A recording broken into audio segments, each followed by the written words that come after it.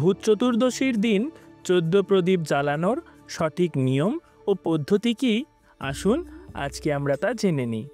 ভূত চতুর্দশীর দিন সন্ধ্যায় অর্থাৎ কালী পুজোর আগের রাতের আমাবস্যার পূর্ব সন্ধ্যায় সূর্যাস্তের পর অথবা গোধূলি লগ্নে 14 প্রদীপ জ্বালানো হয়।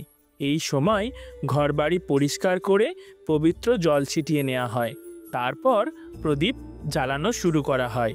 বাঙালির ঘরে 14 প্রদীপ সাধারণত 14টি নির্দিষ্ট স্থানে জ্বালানো হয়ে থাকে।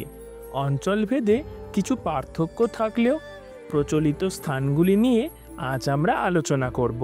তুলসী মঞ্চের সামনে গৃহরক্ষার প্রতীক হিসেবে, রান্নাঘরে অন্ন দেবীর আশীর্বাদ কামনায়, ঘরের মূল দরজার বাইরে অশুভ শক্তির প্রবেশকে রোধ করতে, জানলার পাশে পবিত্র আলো বাতাসকে ঘরে আমন্ত্রণ জানাতে, উঠোন বা বারান্দায় যা ঘরের পবিত্রতাকে রক্ষা করে, বাথরুম বা জলাধারের পাশে যা রোগকে দূরীকরণ করে, পুকুর ঘাটে যা জলদেবতার প্রতি শ্রদ্ধা জানায়, গোয়াল ঘরে গৃহপালিত প্রাণীর কল্যাণের প্রতীক হিসেবে, বাগানের পাশে প্রাকৃতিক ভারসাম্য বজায় রাখতে, শোবার ঘরের বাইরে বা বারান্দায় পরিবেশের সুরক্ষায়, ভাড়ার ঘর বা ধানের গোলায় সমৃদ্ধির আহ্বান হিসেবে, মন্দির বা ঠাকুর ঘরে দেবতার প্রতি নৈবেদ্য ও প্রার্থনা জানাতে, বাড়ির দক্ষিণ দিকে পূর্বপুরুষদের আত্মার প্রতি